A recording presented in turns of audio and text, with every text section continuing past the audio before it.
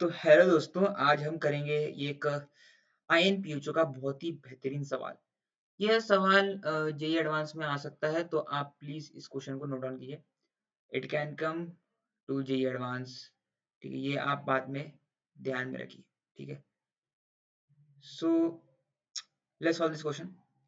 First of all, question में क्या क्या गया है कि मास है यहाँ पर 0.1 kg का, अटैच टू स्प्रिंग, जैसे यहाँ पर देख सकते हैं एक स्प्रिंग से अटैच्ड है। ठीक है, स्प्रिंग से अटैच है। और यहाँ पर एक विद स्प्रिंग कांस्टेंट यहाँ पर के की वैल्यू आपको दे रखी है 50। तो पहले नोट डाउन करते हैं यहाँ पर कि के की वैल्यू आपने क्या दे रखी है, 50 न्यूटन पर मीटर दिया है। अब यूनिट्स रखिए आप साथ में। The block slide on a rough horizontal table, तो ये रफ हॉरिजॉन्टल टेबल है on axis. Assume that both the coefficient of friction like UK अगर आप लेंगे या फिर यूएस, यहाँ पर है सेम कांस्टेंट। ओके, तो UK is equal to US which is equals to अपना 0.25 which is 0.25. Okay, now the block initially displays x naught is equals to 1 meter, so x naught is equals to r 0.1 meter, means around 10 centimeter they had given, but then too we have to see units. Okay, from unstraight position. Okay, from unstraight position it is like, okay, now position normal length of the spring is x is equals to 0 point, okay, normal length होता है x is 0 point, x is equal to 0, so x is equal to 0 पे ये जो value है यहाँ पर unstretched है। So of the spring and released from the rest as shown in below. So now it is released from this position. This position now it is released. So now what we have to calculate? Let's see. Okay. So neglect and air resistance. Okay, we neglected and take acceleration due to gravity 10 meter per second. So now the question had asked us to find how many times it will cross the unstretched position. So means that it will like, अगर हम ये छोड़ते हैं तो ये इधर जाएगा। ठीक है, जैसे ही वो यहाँ से अपने मेन पोजीशन से जाएगा इधर साइड पे, फिर वापस से उसकी वेलोसिटी कुछ तो रहेगी, तो इधर से आएगा। So it will get back here and it will cross this unstretched position. So how many times it will pass this unstretched position matters. So यानी कि ये एक तरह से एसएचएम कर रहा होगा, यानी कि अपनी मेन पोजीशन से ये इधर और इधर पे ऑसिलेट कर रहा होगा with time period is equals to T पे। ठीक है, with time period is equals to T पे। तो we have to find this. So first of all, यहाँ पर हमें यहाँ पर इसे दो मेथड से कर सकते हैं। We can do it from two methods.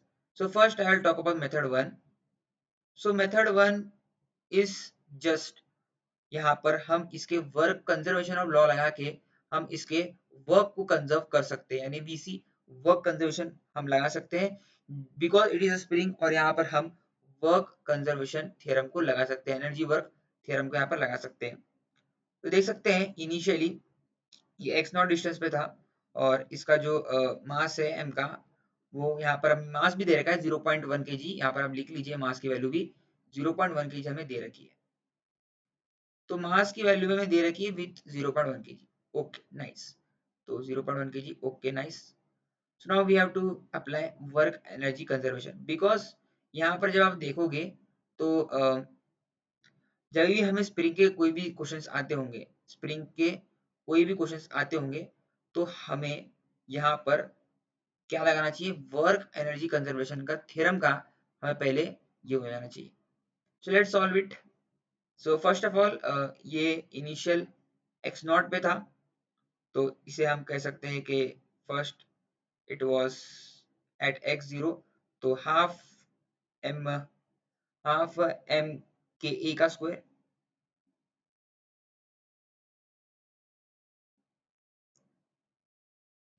Wait something went wrong here.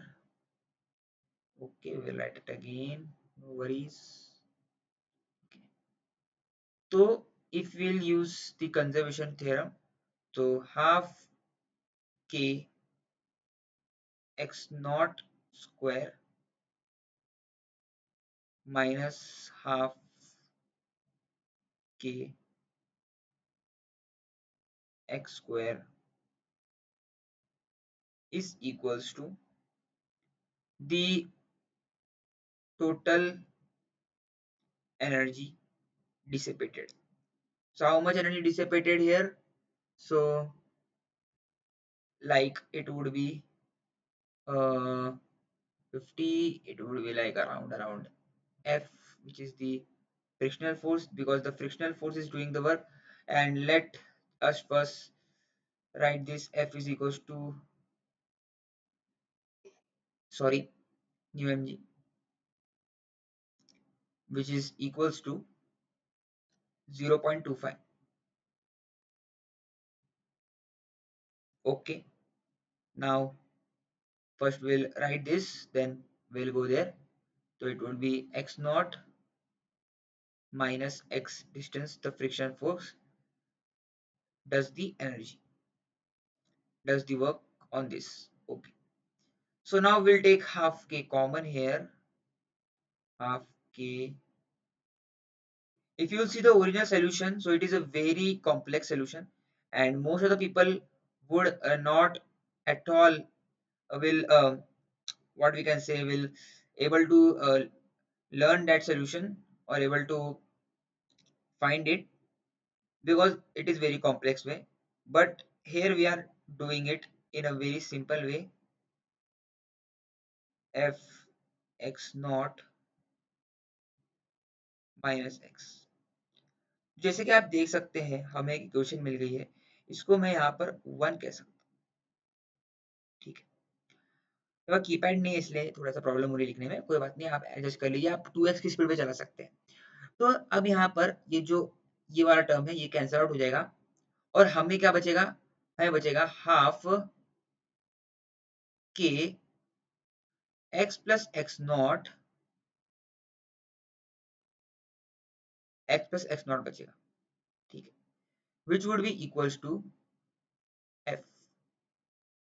Okay, now what we can do, now यहाँ पर एक शायद छोटी सी मिस्टेक हो चुकी है मेरे से, ये वैल्यू यहाँ पर x से, ये x नॉट गई, फिर यहाँ से कुछ x चली, तो इस पे जो फ्रिक्शनल फोर्स एक्ट कर रहा होगा वो यहाँ पर x नॉट प्लस x के डिस्टेंस पर एक्ट कर रहा होगा, ना कि x नॉट माइनस x पे। तो ये प्लस हो जाएगा, तो यहाँ से मैं इसे प्लस कर देता हूँ और इधर पे मैं इसको माइनस कर देता हूँ। तो थोड़ा सा माइनर मिस्टेक है, ओके, माइनर मिस्टेक है, आप प्लीज संभाल लीजिए इसको। इसको ओके, इसको भी स्क्वायर नहीं है, ठीक है, थैंक यू फॉर दिस। तो थोड़ा सा आगे पीछे हो गया, सॉरी। ठीक है, तो ये वैल्यू आ गई, तो यहाँ पर भी थोड़ा सा चेंज करना पड़ जाएगा अभी।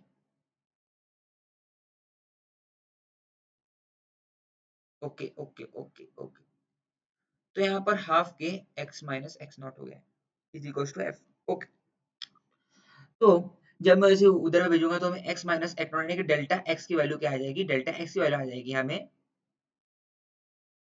2f। It is a very beautiful question, one of the beautiful question, and which can be seen in J Advance in upcoming years. I will tell you,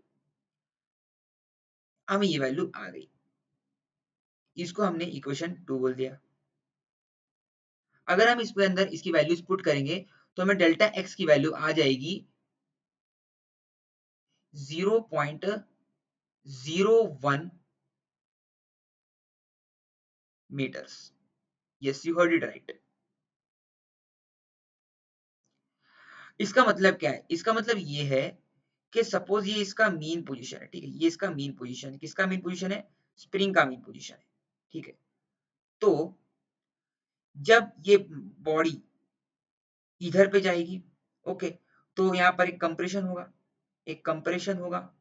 ठीक है, तो कंप्रेशन होने के बाद, ठीक है, अगर ये यहाँ पर x डिस्टेंस चलता है या फिर x1 डिस्टेंस यदि ये चलता है, ठीक है, ओके, तो ठीक है, which is x not distance, तो एक्स नॉट डिस्टेंस जब जाएगा ये, तो वापस आते समय, वापस आते समय इसकी जो, इसकी जो लेंथ में जो गिरावट होगा, यानी कि ये एक्स नॉट माइनस 0.01 होगा। ओके, यानी कि ये एनर्जी लॉस्ट करेगा, और एनर्जी लॉस्ट करेगा in the form of heat we can say, and 0.01 meters का यहाँ पर क्या होगा, डिक्रीजमेंट होगा, डिक्रीमेंट होगा, यानी कि बॉडी हर एक ऑसिलेशन के साथ, हर एक ऑसिलेशन के साथ ये बॉडी हर एक ऑसिलेशन के साथ 0.01 मीटर यहाँ पर कम चलेगी। तो फिर हम क्या करेंगे, यहाँ पर in easy way we can say that if कितने ऑसिलेशन से करेगा, ऑसिलेशन कब तक करेगा और क्या दिया है अपने को, क्वेश्चन में क्या पूछा गया है, ड्यूरेशन परमानेंटली, यानी कि जब ये बॉडी रेस्ट पूरा कंप्लीटली रेस्ट आने से पहले ये कितना चलेगी, तो ये हमको पता करना है। तो नाउ 0.01 मीटर ये कम चलेगी, ओके दैट इज करेक्ट। तो ये कितना चलेगा, तो इजीली हम इसे निकाल सकते हैं। जैसे कि हमको क्या दिया गया है, एक्स नॉट दिया गया है विच इज 0.1 मीटर, तो हमें 0.1 मीटर दिया है, तो हम इस एक्स नॉट को अगर यहाँ पर डेल्टा एक्स से डिवाइड कर देंगे, माइनस कर देंगे, तो हमें इसकी वैल्यू आ जानी चाहिए। तो ये क्या आ जाएगी हमें वैल्यू, ये आ जाएगी 0.09, ओके। तो 0.09 मीटर हमें वैल्यू आ जाएगी। तो और 0.09 मीटर यानी कि अगर एक ऑसिलेशन पे ये इतना कर रहा है, 0.01 मीटर का कर रहा है, तो 0.09 के टाइम पे कितना करेगा, इट विल गो 9 ऑसिलेशंस, यानी कि 9 ऑसिलेशंस, मीनिंग ये इस मीन पोजीशन को, ये जो मीन पोजीशन अनस्ट्रेच पोजीशन है, जो पूछा है हमें कि अनस्ट्रेच पोजीशन पे ये कितने बार इसे क्रॉस करेगा, तो which would be 9, so our answer should be 9। तो इसका आंसर जो होगा वो 9 होगा। तो इस प्रकार से हम इस क्वेश्चन को सॉल्व कर चुके हैं। Thank you for watching this video. Let's crack it, let's crack it.